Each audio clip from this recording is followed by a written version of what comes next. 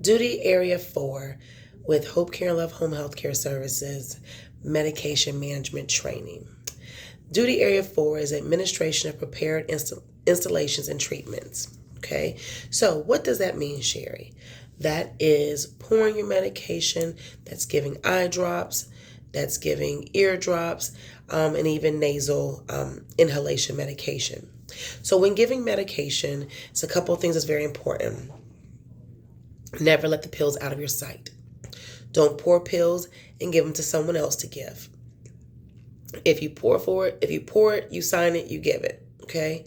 Never use a contaminated pill. If it falls on the ground, follow your company's or your group home's policy on destroying of items or destroying of medication.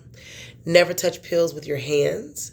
Ensure that you are using the pouring method into another cup, using a spoon, whether you're any of those items, or if you have gloves on. Liquid meds you must give at eye level. You are not to hold a cup up like this and pour. It needs to be placed flat on the ground, flat on the table, and poured at eye level. And when you are giving the medication, ensure that you are documenting when you pull. Okay? As always, ensure that you are following your 5 rights. If a client or an individual questions the color or the size of the medication, once you've explained it, if they don't feel comfortable, do not give it. Put gloves on if it's necessary. Some medications do require gloves with handling. And if not, ensure that you have washed your hands, you have put down a protective area, and you are dispensing your medication accordingly, but you are not using your hands. Ensure that you are giving a full glass of water as well.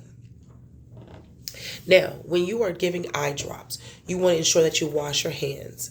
Put on gloves when you're doing eye drops because you're actually going to be touching their face, okay? You want to ensure that you are dropping the medicine in the pouch of their eye. Do not give it near the duct. You want to make sure you're in the pouch. You are going to slightly pull this down, okay?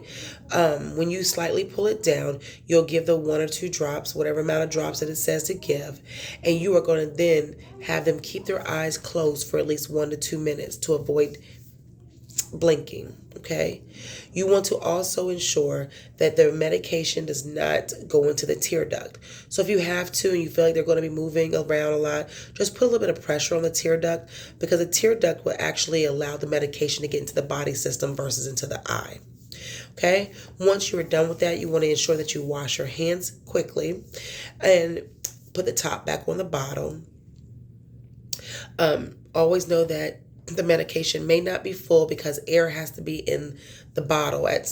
The air must be in the bottle for it to be in there efficiently and effectively. And then make sure you keep the container closed tightly. Okay? Eardrops. How many of you knew that eardrops are different for adults and for children? Okay? So if you were given an adult eardrops, you are going to wash your hands. If there's been any bleeding or if there's any type of pus or any type of drainage, put your gloves on. But if not, you necessarily don't have to put gloves on for this one. Okay? Have them lie down if they can. If not, tilt their head to the side, to the opposite side with the ear that you're going to be using. Once you put your head to the side, for adults, you're going to pull the earlobe up and back. Okay? And it straightens out this ear canal. So practice it on yourself. You're an adult. You're going to go up and back. You're going to feel that slightly open. And then you'll insert 1 or 2 drops or whatever the order is. Okay? Then if it is a child, you're going to take this earlobe and you're going to pull down and back. And it opens up the earlobe for a child. It straightens it up. Okay? You put the medication in the ear and you hold the position for several minutes so that it doesn't run down the side of their neck and things of that nature. You want to have them keep their head tilted for a couple minutes. Initially, you do not want to put a cotton swab or cotton ball.